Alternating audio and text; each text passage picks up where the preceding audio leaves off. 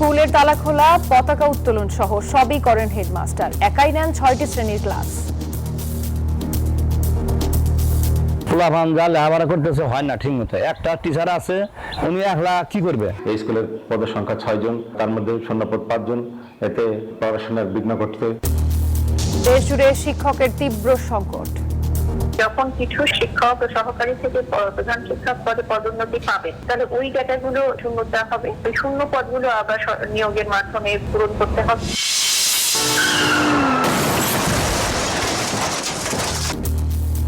সিলেট বগুড়ায় 16 জনের প্রাণ কাড়ল বেপরোয়া গতির বাস, আহত 32, বেশিরভাগই নারী, শিশু ও দিনমজুর। প্রায় 15 ঘন্টা ধরে ইতালিতে আটকে আছে বিমান বাংলাদেশের একটি ফ্লাইট। যান্ত্রিক ত্রুটির কারণে ভোগান্তিতে 256 যাত্রী। বাইরে থেকে আওয়াজ দিয়ে দেশে অস্থিরতার চেষ্টা হচ্ছে, চলছে ক্ষমতা দখলের পায়তারা, মন্তব্য মন্ত্রীদের। তারা চেষ্টা করছে বাংলাদেশে কোনো অস্থিরতা সৃষ্টি করা যায় কিনা। এগুলো বাংলাদেশের মানুষ কখনো গ্রহণ করবে না। উনি ডিসেম্বরে আসবেন, আমিও বিশ্বাস করি, করতে চাই উনি ডিসেম্বরে এসে কারাগারে যান। দর্শক স্বাগত নিউজ 24 সংবাদে। পুরো আয়োজনে আপনাদের সাথে আছি আমরা দুজন, আমি ফয়সাল মাহমুদ এবং আমি জান্নাতুল ফেরদৌস রূপা। দর্শক দেখছিলেন সুপার বোর্ড সংবাদ শিরোনাম। একটি শিশুর শিক্ষার ভিত্তি গড়ে ওঠে প্রাথমিক বিদ্যালয়ে, অথচ সেই ভিত্তি এখন শিক্ষক সংকটে নড়বড়ে। কোথাও একজন শিক্ষক দিয়েই চলছে পুরো বিদ্যালয়, আবার কোথাও নেই প্রধান শিক্ষক। দেশ জুড়ে 65,000-এর বেশি সরকারি প্রাথমিক বিদ্যালয়ে পাঠদান ব্যাহত হচ্ছে শিক্ষক সংকটে। রাশেদ রায়হানের প্রতিবেদনে দেখুন বিস্তারিত। এই শিক্ষক যখন একটি শ্রেণীর শিক্ষার্থীদের ক্লাস দিচ্ছেন, তখন অন্য 5টি ক্লাসের শিক্ষার্থীদের বসে থাকতে হচ্ছে। কেননা প্রাক প্রাথমিক থেকে পঞ্চম 6টি শ্রেণীর 70 জন শিক্ষার্থীর বিপরীতে একমাত্র শিক্ষক তিনি। অফিস সহায়ক না থাকায় বিদ্যালয়ে তালা খোলা, পতাকা উত্তোলন থেকে শুরু করে সব দাপ্তরিক কাজও করতে হয় প্রধান শিক্ষককে। গত মধ্য জানুয়ারি থেকে এভাবেই শিক্ষা কার্যক্রম চলছে জামালপুরের মাদারগঞ্জের পশ্চিম নাংলা সরকারি প্রাথমিক বিদ্যালয়ে। এই স্কুলের পদের সংখ্যা 6 জন, তার মধ্যে শূন্যপদ 5 জন। এতে পড়াশোনার বিঘ্ন ঘটছে। পোলাপান যা লেখাপড়া করতেছে হয় না ঠিক মতো। একটা টিচার আছে, উনি একলা কি করবে? শুধু জামালপুরে নয়, সারা দেশের অনেক সরকারি প্রাথমিক বিদ্যালয় ভুগছে শিক্ষক সংকটে। এমনকি খুদ রাজধানীর খিলগাঁও মগবাজার থেকে বিভিন্ন এলাকার প্রাইমারি স্কুলের চিত্র আলাদা নয়। ধামরাইয়ের পশ্চিম দেবসাই, শোলাবাড়ি, ইউনুস দেওয়ান ও খাতড়া সহ একাধিক বিদ্যালয়ে 6টি পদের বিপরীতে আছেন মাত্র 3 জন শিক্ষক। তাই ডেপুটেশনে শিক্ষক এনে শ্রেণী কার্যক্রম চালাতে হচ্ছে। এই স্কুলে শিক্ষকের সংকট, স্কুলে মাত্র 3 জন টিচার আছে। ধামরাই উপজেলাতে বেশ কিছু স্কুলে শিক্ষক সংকটের কারণে পাঠদান ব্যাহত হচ্ছে। ইংলিশ অনার্স এরকম শিক্ষক আমাদের নাই, গণিতের আছে একজন মাত্র। চাঁদপুরে 1156টি প্রাথমিক বিদ্যালয়ের মধ্যে 642টিতে প্রধান শিক্ষক নেই। যদি প্রধান শিক্ষক থাকতো তাহলে আমি আমার দায়িত্বটা সুন্দরভাবে পালন করতাম। সারা দেশে 65,620টি সরকারি প্রাথমিক বিদ্যালয়ে শিক্ষক সংকট তীব্র। আদালতের আদেশে 36,235 জন সহকারী প্রধান শিক্ষক পদে পদোন্নতি পাচ্ছেন। এতে সহকারী শিক্ষক পদের শূন্যতা আরও বাড়বে। এমন পরিস্থিতিতে চূড়ান্ত নির্বাচিত 14,384 জন শিক্ষককে দ্রুত যোগদান করানো গেলে কিছুটা সংকট কাটত, কিন্তু 5 মাস ধরে তাও ঝুলে আছে। যখন কিছু শিক্ষক সহকারী থেকে প্রধান শিক্ষক পদে পদোন্নতি পাবে, তাহলে ওই জায়গাগুলো শূন্যতা হবে। ওই শূন্য পদগুলো আবার নিয়োগের মাধ্যমে পূরণ করতে হবে। এভাবে গ্র্যাজুয়ালি এগুলোকে সমাধান করতে হবে। বিদ্যালয়ে ভবন আছে শিক্ষার্থীও, কিন্তু বেশিরভাগ প্রাথমিক শিক্ষা প্রতিষ্ঠানে নেই পর্যাপ্ত শিক্ষক। তাই একজন শিক্ষককে নিতে হচ্ছে একাধিক শ্রেণীকক্ষের দায়িত্ব। সীমিত জনবল দিয়ে চলছে পাঠদান কার্যক্রম। সরকার প্রাথমিক শিক্ষা প্রতিষ্ঠানগুলো যে শিক্ষক সংকট রয়েছে সেটি দূর করার নানা উদ্যোগের কথা বললেও তার আগ পর্যন্ত প্রাথমিক শিক্ষা মানসম্মতভাবে নিশ্চিত করা যে চ্যালেঞ্জ, সেটি বলছেন সংশ্লিষ্টরাই। তাই এই প্রশ্ন থেকেই যায়, প্রাথমিক শিক্ষাটাই যেহেতু শিশুদের শিক্ষার ভিত্তি, তারা এটি সঠিকভাবে না পেলে শিশুদের ভবিষ্যৎ কিভাবে সঠিকভাবে দাঁড়াবে। রাশেদ রায়হান, নিউজ 24, ঢাকা। সিলেট ও বগুড়ায় সড়কে 16 জনের প্রাণ কেড়ে নিল বাসের বেপরোয়া গতি। আহত আরও 32 জন। ভোরে সিলেটের ওসমানীনগরে 2 বাসের সংঘর্ষে 9 জন নিহত হন, আহত হন আরও 14 জন। এদিকে বগুড়ায় অপেক্ষারত দিনমজুরদের চাপা দেয় একটি বাস, প্রাণহানি অন্তত 7 জনের। এ ঘটনায় আরও 18 জন আহত হয়েছেন। প্রতিনিধিদের তথ্য ছবিতে ডেস্ক রিপোর্ট। সিলেট থেকে ঢাকার পথে রওনা হয় ইউনিক পরিবহনের একটি যাত্রীবাহী বাস। পথে কাশীপাপন এলাকায় বিপরীতমুখী বেঙ্গল পরিবহন বাসের সঙ্গে সংঘর্ষ হয়। ইউনিক পরিবহনের বাসটি খাদে পড়ে যায়। ঘটনাস্থলেই প্রাণ হারান 7 জন। হাসপাতালেও ঘটে প্রাণহানি। হঠাৎ করে দেখি যে বেঙ্গল এই সামনে দিকে সংগ্রহ, তারপর এই দিকে চাইলাম, তখন দেখি ইউনিকের অবস্থা খুবই জটিল। রাস্তার মধ্যে অ্যাক্সিডেন্ট হয়েছে, এই শেষ।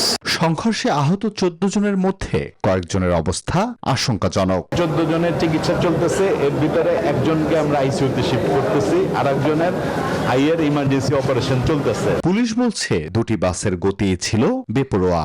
এখানে মুখোমুখি সংঘর্ষ হয়। তাৎক্ষণিকভাবে ফায়ার সার্ভিস, ওসমানীনগর থানা এবং হাইওয়ে পুলিশ ঘটনাস্থলে আসে। এদিকে ভোরে বগুড়ায় সড়কের পাশে কাজের জন্য অপেক্ষায় থাকা শ্রমিকদের চাপা দেয় শাহ ফতে আলী পরিবহনের একটি বাস। ঘটনাস্থলেই নিহত হন 2 জন। হাসপাতালে নেয়ার পথে প্রাণ হারান আরো 3 জন। প্রাণহানি ঘটে হাসপাতালেও।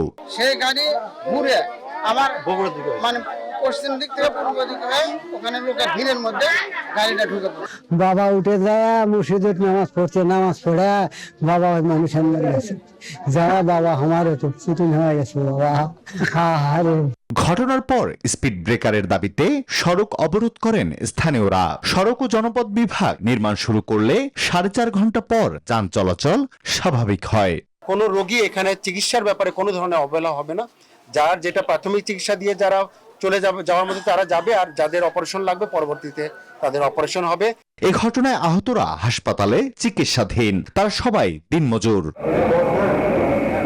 Desk report, news 24। বিমান বাংলাদেশ এয়ারলাইন্সের একটি ফ্লাইট ইতালির ফিউমিচিনো বিমানবন্দরে প্রায় 15 ঘন্টা ধরে আটকে আছে। জ্বালানি নিতে ইতালিতে অবতরণের পর বিমানটিতে যান্ত্রিক ত্রুটি দেখা দেয়। বিমানটি কানাডার টরন্টো থেকে ঢাকা যাচ্ছিল। বিমানটিতে 256 জন যাত্রী ছিল বলে জানা গেছে। বিজি 306 ফ্লাইটটি স্থানীয় সময় বৃহস্পতিবার বিকাল 5টার দিকে টরন্টো থেকে ছেড়ে আসার পর বাংলাদেশ সময় সকাল 7:20 দিকে জ্বালানি নিতে ইতালিতে অবতরণ করে। অবতরণের পর উড়োজাহাজটিতে যান্ত্রিক সমস্যা দেখা দেয়, যা মেরামত করতে সময় লাগবে বলে যাত্রীদের জানানো হয়। যাত্রীদের বিমান বাংলাদেশের পরবর্তী ফ্লাইটে দেশে আনা হবে বলে জানা গেছে। আপাতত তাদের হোটেলে স্থানান্তর করা হচ্ছে। বাইরে থেকে আওয়াজ দিয়ে এদেশে অস্থিরতা সৃষ্টির চেষ্টা চলছে ক্ষমতা দখলের পায়তারা, এমন সতর্কবার্তা সরকারের মন্ত্রীদের। শেখ হাসিনা ডিসেম্বরে দেশে ফিরে আইনের পথে হাঁটবেন এমন প্রত্যাশার কথাও জানিয়েছেন তারা। ছুটির দিনে ঢাকা ও ঢাকার বাইরে আলাদা আয়োজনে এসব কথা বলেন সরকারের 3 মন্ত্রী ও প্রতিমন্ত্রী। বিস্তারিত দেখুন ডেস্ক রিপোর্টে। কক্সবাজারে 500 শয্যার মেডিকেল কলেজ হাসপাতালের নতুন ভবনের ভিত্তিপ্রস্তর স্থাপন অনুষ্ঠান যোগ দেন স্বরাষ্ট্রমন্ত্রী। তার বক্তব্যে উঠে আসে দেশের বর্তমান রাজনৈতিক প্রেক্ষাপট। বলেন, জনগণ আওয়ামী লীগের রাজনীতি প্রত্যাখ্যান করেছে, এখন চলছে অস্থিরতা সৃষ্টির অপচেষ্টা। ওই সময় মাঝে মধ্যে আওয়াজ টাওয়াজ দিয়ে থাকে, এগুলা তারা চেষ্টা করছে বাংলাদেশে কোনো অস্থিরতা সৃষ্টি করা যায় কিনা। এগুলো বাংলাদেশের মানুষ কখনো গ্রহণ করবে না। এদিকে ঝিনাইদহের শৈলকুপায় এক আয়োজনে অংশ নেন আইনমন্ত্রী। কথা বলেন শেখ হাসিনার দেশে ফেরার প্রসঙ্গ নিয়ে। উনি ডিসেম্বরে আসবেন, আমিও বিশ্বাস করতে চাই উনি ডিসেম্বরে এসে কারাগারে যান, আইনি পথ ধরে হাঁটুক। পতিত সরকারের নানান ষড়যন্ত্র নিয়ে প্রসঙ্গ উঠে আসে প্রবাসী কল্যাণ প্রতিমন্ত্রীর বক্তব্যে। তিনি যোগ দেন রাজধানীর জাতীয় প্রেস ক্লাবে এক আলোচনা সভায়। দুষ্ট প্রতিবেশী রাষ্ট্র বিদেশি অপশক্তির ইন্ধনে সহায়তায় চেষ্টা করবে সিভিল কু, মিলিটারি কু করার জন্য, সেই বিষয়ে আপনারা সতর্ক থাকবেন। মন্ত্রী প্রতিমন্ত্রীরা বলেন, আওয়ামী লীগ জনগণকে ভুল পথে নিয়ে যেতে পারে, তাই ঐক্যবদ্ধ থাকতে হবে সবাইকে। এই আওয়ামী মাফিয়া গোষ্ঠীর প্রশ্নে আমাদেরকে এক এবং অভিন্ন থাকতে হবে। আব্দুল্লাহ মামুন, নিউজ 24, ঢাকা। দিল্লিতে প্রেস কনফারেন্সে শেখ হাসিনার দেয়া বক্তব্য সমর্থন নেই ভারতের। শুক্রবার পররাষ্ট্র মন্ত্রণালয়ের সাপ্তাহিক মিডিয়া ব্রিফিংয়ে কথা জানান ভারতের পররাষ্ট্র মন্ত্রণালয়ের মুখপাত্র রণধীর জয়সওয়াল। তিনি আরো বলেন, 5 আগস্টের ওই সংবাদ সম্মেলনটি বেসরকারি সংস্থার উদ্যোগ, যেখানে সরকারের কোনো ভূমিকা ছিল না। গভর্নমেন্ট হ্যাড নো রোল 5 আগস্টের আগে ওই সংবাদ সম্মেলন বা ভার্চুয়ালি অনুষ্ঠানটি একটি বেসরকারি মাধ্যম বা সংস্থার উদ্যোগ। বাংলাদেশের বর্তমান সরকারের বিষয়ে ওই অনুষ্ঠানে যেসব বক্তব্য দেয়া হয়েছে সেগুলোর সঙ্গে ভারত সরকারের কোনো সম্পৃক্ততা বা সমর্থন নেই। The duly constituted government of Bangladesh 5 মাসে সরকারকে ব্যর্থ বলার সুযোগ নেই, এমনটি বলেছেন স্থানীয় সরকার মন্ত্রী মির্জা ফখরুল ইসলাম আলমগীর। সকালে টেলিভিশন এডিটর্স কাউন্সিলের আলোচনা সভায় এই কথা বলেন তিনি। জানান, বরাবরের মতো ধ্বংসস্তূপ থেকে ঘুরে দাঁড়ানোর দায়িত্ব কাঁধে নিয়েছে বিএনপি। আর স্বাধীন ও অবাধ গণমাধ্যম বান্ধব ইকোসিস্টেম তৈরিতে সরকার বদ্ধপরিকর বলে জানান তথ্য ও সম্প্রচার মন্ত্রী। মহেশখালীর ভাসমান তরলীকৃত প্রাকৃতিক গ্যাস বা এলএনজি টার্মিনালের যান্ত্রিক ত্রুটি মেরামতের পর জাতীয় গ্রিডে আবারও শুরু হয়েছে সরবরাহ। এর মাঝে শুক্রবার সকালে টেলিভিশন এডিটর্স কাউন্সিলের আলোচনা সভায় দ্রুত চলমান গ্যাস সংকট কাটিয়ে ওঠার সুখবর দিলেন এলজিআরডি মন্ত্রী মির্জা ফখরুল ইসলাম আলমগীর। এ সময় তিনি অভিযোগ করেন, আগের সরকারগুলো উন্নয়নের নামে ধ্বংস করেছে। গ্যাসের সংকট হচ্ছে, গ্যাসের সংকট কি বিএনপি তৈরি করেছে? লাস্ট গভর্নমেন্ট একটা এক্সপ্লোরেশন করে নাই, একটা আপনার এক্সপ্লোরেশন দিকে যায় নাই। গণতান্ত্রিক ধারাবাহিকতা রক্ষায় সব পক্ষকে সহনশীল হওয়ার আহ্বানও জানান মন্ত্রী। সরকার ভুল করছে সেটা তুলে ধরবেন, কিন্তু তাকে সময়ও দিতে হবে। তো আপনারা অস্থির হবেন না, আপনারা ধৈর্যটাকে রাখতে হবে, সহনশীলতা রাখতে হবে, নাহলে গণতন্ত্রকে কখনোই এগিয়ে নেওয়া যাবে না। একই অনুষ্ঠানে যোগ দিয়ে গণমাধ্যমের স্বাধীনতা রক্ষা এবং সার্বিক উন্নয়ন নিয়ে সরকারের ভাবনার কথা জানান তথ্য ও সম্প্রচার মন্ত্রী। বলেন, একটি সুস্থ ও মুক্ত গণমাধ্যম ব্যবস্থা গঠনে কাজ করছে সরকার। আমরা খুব দ্রুত এরকম একটি টেকসই এবং গতিশীল, দায়িত্বশীল, সর্বোচ্চ স্বাধীনতা ভোগকারী গণমাধ্যম প্রতিষ্ঠা করতে দৃঢ় প্রতিজ্ঞ। গণতন্ত্রকে প্রাতিষ্ঠানিক রূপ দিতে হলে গণমাধ্যম এবং সরকারের গঠনমূলক অংশীদারিত্ব জরুরি বলেন বাংলা ভিশনের head of news doctor Abdul Hai Siddique. Al Mohammadul Khan, news 24, Dhaka. বিলুপ্তির শেষ সীমানায় দাঁড়িয়ে ব্রো নৃগোষ্ঠীর গোত্রীয় মাতৃভাষা রেং মির্চা। এখন এই ভাষায় মানুষ আছেন মাত্র 5 জন, কারণ এই গোষ্ঠীর বেশিরভাগই কথা বলেন ব্রো বা মুরুং ভাষায়। এমন অবস্থায় এই ভাষা রক্ষায় এগিয়ে এসেছে বাংলাদেশ সেনাবাহিনী। আর প্রতিষ্ঠা করা হয়েছে ক্রাংসিপাড়া সেনা মৈত্রী প্রাথমিক বিদ্যালয়, যেখান থেকে নতুন প্রাণে ছড়িয়ে যাচ্ছে বিলুপ্ত প্রায় ভাষাটি। মেহেদী হাসান সুমনের ক্যামেরায় বিস্তারিত জানাচ্ছেন মাসুদ আলাবনী। তার 3 পর্বের ধারাবাহিক প্রতিবেদনের আজ দেখুন প্রথম পর্ব। মাংপুং ম্রো এবং একই নামের 2 নারী কুনরাও ম্রো কথা বলছেন নিজেদের মাতৃভাষায়। এটি বান্দরবনের আলীকদমের দুর্গম পাহাড়ি জনপদ, যেখানে একসময় এ ভাষায় কথা বলতেন হাজারো মানুষ। ম্রো নৃগোষ্ঠীর এই গোষ্ঠীয় ভাষার নাম রেং মির্চা। বর্তমানে ছড়িয়ে ছিটিয়ে থাকা কিছু মানুষ এ ভাষা বুঝতে পারলেও সাবলীলভাবে কথা বলতে পারেন 5 জনই, যাদের 3 জনের সাথে কথা বলি আমরা।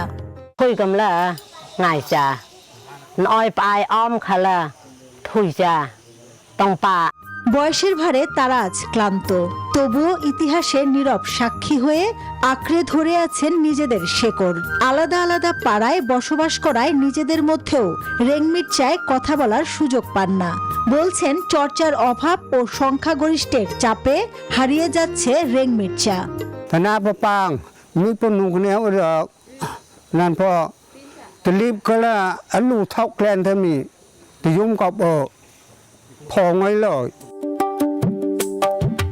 হারিয়ে যেতে বসা এই ভাষা সংরক্ষণে এগিয়ে এসেছে বাংলাদেশ সেনাবাহিনী। 2024 সালে আলীকদমে প্রতিষ্ঠা করে ক্রাঞ্চিপাড়া সেনামৈত্রী প্রাথমিক বিদ্যালয়। এই স্কুলে বর্তমানে শিক্ষার্থী 25 জন আর শিক্ষক আছেন 2 জন। বিদ্যালয়ের শিক্ষক জানান, জীবিত রেং মির্চা ভাষীদের কাছ থেকে ভাষাটি রপ্ত করে তা ছড়িয়ে দিচ্ছেন নতুন প্রজন্মের মাঝে। স্কুল করছেন আর্মিরা, আর্মিকে অনেক ছাত্র করছেন। আগে এরকম স্কুল কিছু ছিল না, সরকারি স্কুলে নাই, মানে এনজিও স্কুলে নাই, কিছু নাই।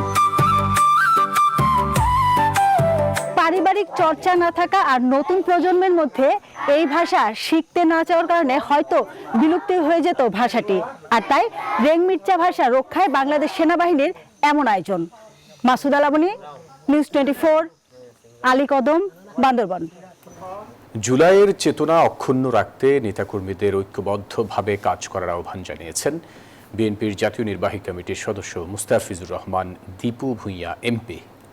জুলাই গণঅভ্যুত্থান দিবস উপলক্ষে নারায়ণগঞ্জের রূপগঞ্জে বিএনপির বিজয় র্যালি পূর্ব সমাবেশে বক্তব্য রাখেন তিনি।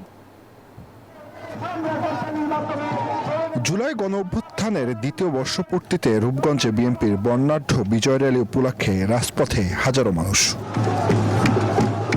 দলীয় পতাকার পাশাপাশি কর্মীদের হাতে শোভা পায় রকমারি প্ল্যাকার্ড ও ফেস্টুন। স্বতঃস্ফূর্তভাবে সেই র্যালিতে আমরা অংশগ্রহণ করার জন্য এখানে এসেছি। আমরা হাসিনার কোনো এই বাংলাদেশে কোনো বাংলাদেশের জনগণ হাসিনা চায় না, সবাই হাসিনার ঘৃণা করে। যারাই চক্রান্ত করবে বাংলাদেশ জাতীয়তাবাদী ছাত্র দলের নেতৃত্বে তা রুখে দিবে ইনশাআল্লাহ। জুলাইয়ের চেতনা অক্ষুণ্ণ রাখতে সবাইকে একসাথে কাজ করার আহ্বান জানান স্থানীয় সংসদ সদস্য দীপু ভূঁইয়া।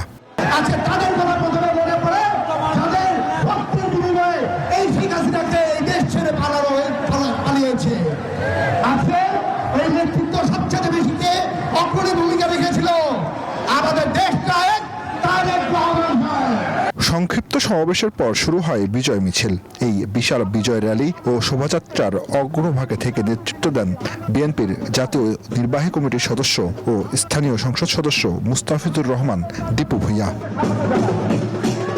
র্যালিটি ভুলতা এলাকার প্রধান সড়ক প্রদক্ষিণ করে। জুবাইর সানি, নিউজ 24, রূপগঞ্জ, নারায়ণগঞ্জ। জুলাই শুধুমাত্র ক্যালেন্ডারের একটি মাস নয়, এটি রক্ত, প্রতিরোধ আর পুনর্জাগরণের স্মৃতি। সেই স্মৃতিকে আগামী প্রজন্মের কাছে পৌঁছে দিতে গড়ে ওঠা জুলাই গণঅভ্যুত্থান স্মৃতি জাদুঘরে ছুটির দিনে দেখা গেছে দর্শনার্থীদের উপচে পড়া ভিড়। তবে খোলার সময় নিয়ে বিভ্রান্তির কারণে অনেককে ভোগান্তিতে পড়তে হয়। টিকিট নিয়েও অভিযোগ করেন অনেক দর্শনার্থী। জুলাই স্মৃতি জাদুঘরের দ্বিতীয় তলায় আন্দোলনের আলোকচিত্র, ভিডিও চিত্র, শহীদদের ব্যবহৃত পোশাক, ব্যাগ, মোবাইল ফোন সহ নানা স্মারক। শহীদ আবু সাইদ ওয়াসিম আকরাম, 6 বছর বয়সী শহীদ জাবির ইব্রাহিমের স্কুল ড্রেস সহ অসংখ্য শহীদের রক্তাক্ত স্মৃতি। বাক্সবন্দী হয়ে আছে গণমাধ্যম কর্মী প্রিয়র ক্যামেরা ও পরিচয়পত্র। সেখানে ক্ষমতাচ্যুত প্রধানমন্ত্রী শেখ হাসিনার বিছানাটি শহীদের রক্তাক্ত শার্ট সহ বিভিন্ন জিনিস দিয়ে সাজানো। এত খুন, এত ধরনের টর্চার সেলসগুলো দেখে রিসেন্টলি এখানে শর্ট ফিল্ম দেখেছি, আমি আটকে রাখতে পারি না আমার কান্না। লাইক এত মর্মান্তিক।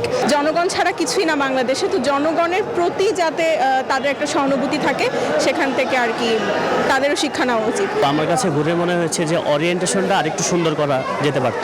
নিচতলার একটি কক্ষের নামকরণ করা হয়েছে টর্চার রুম। কক্ষটি স্বৈরাচারী হাসিনার শাসনামলের অমানবিক অত্যাচার ও ক্ষমতার নৃশংসতার সাক্ষী। বন্দীদের উপর চালানো সীমাহীন নির্যাতনের প্রত্যক্ষ বিবরণও তুলে ধরা হয়েছে। জাদুঘরের প্রতিটি কক্ষ যেন জুলাইয়ের দিনগুলোকে আবারও জীবন্ত করে তুলেছে। একাধিক কক্ষে আছে পিলখানার শহীদ সেনা কর্মকর্তাদের ব্যবহৃত পোশাক সহ বিভিন্ন জিনিসপত্র। একটি কক্ষে বেশ কয়েকটি লাল টেলিফোন, কান পাতলেই শুনতে পাওয়া যাচ্ছে শেখ হাসিনার কল রেকর্ড। জাদুঘরটির মাধ্যমে নতুন প্রজন্ম জানছে কিভাবে একটি আন্দোলন ইতিহাস বদলে দিয়েছিল। এটি শুধু প্রদর্শনী নয়, আত্মত্যাগ আর স্বাধীনতার মূল্য বোঝার জীবন্ত পাঠশালা। শুক্রবারে জাদুঘরটি খোলা থাকবে 3টা থেকে, কিন্তু অনেকে সকালে চলে আসায় দীর্ঘ অপেক্ষায় থাকতে হয়েছে। আর শিশুদের জন্য টিকিটের দাম 20 টাকা হলেও অনেক শিশুর ক্ষেত্রে বড়দের জন্য নির্ধারিত 50 টাকার টিকিট কিনতে হয়েছে। ছোটদের 2টা আর বড়দের 2টা দেন টিকিট, বলার পরে 4টা টিকিট দিয়ে 200 টাকা রেখে দিচ্ছি। তারা আমাকে 20 টাকার টিকিট দেয় নাই, প্রথম যে কাউন্টারে গেছি, দেন অন্য কাউন্টার থেকে যেয়ে 20 টাকার টিকিট পাইছি বাচ্চাদের জন্য। সেভাবে দিচ্ছে না, এবার যে 50 টাকা করে রাখতেছে। ভিতরে কোনো মহিলাদের একদম লাইন ছিল না, একদম জাত অবস্থা ছিল। উনি পড়ে যাওয়ার পরে ঠিক আছে, ওনারা মানুষ দেখি পাড়াইতেছে। এই প্রতীকী গণকবর শুধু জুলাই শহীদদের নামের সমষ্টি নয়, এখানে খোদাই হয়ে আছে অসংখ্য আত্মত্যাগ, অসংখ্য অসমাপ্ত স্বপ্নের গল্প। যারা আর ফিরে আসেননি তাদের যেন আগামী প্রজন্ম ভুলে না যায়, সে বার্তায় বহন করছে নীরবে এই প্রাঙ্গণ। রাশেদ জায়খান, নিউজ 24, ঢাকা। রাজধানীর মৌচাকে স্বেচ্ছাসেবক দলের নেতা বিল্লাল হোসেন তালুকদার হত্যায় জড়িত অভিযোগে সাবেক কাউন্সিলর বিএনপি নেতা খাজা হাবিবুল্লাহ হাবিবকে গ্রেপ্তার করেছে ঢাকা মহানগর গোয়েন্দা পুলিশ। বৃহস্পতিবার রাতে রাজধানীর লালবাগ এলাকা থেকে তাকে গ্রেপ্তার করা হয়। শুক্রবার বিকেলে ডিবি প্রধান অতিরিক্ত কমিশনার শফিকুল ইসলাম বলেন, খাজা হাবিবুল্লাহ হাবিব এজাহারভুক্ত আসামি না হলেও হত্যাকাণ্ডের ঘটনায় তার সম্পৃক্ততার তথ্য পাওয়ায় তাকে গ্রেপ্তার করা হয়েছে। এর আগে গত 8 জুন রাতে মৌচাকের আনারকলি মার্কেটের সামনে সালিশ বৈঠকের মধ্যে বিল্লাল হোসেনকে ছুরিকাঘাত করা হয়। গুরুতর আহত অবস্থায় তাকে উদ্ধার করে ঢাকা মেডিকেল কলেজ হাসপাতালে নেওয়া হলে মৃত ঘোষণা করেন চিকিৎসক।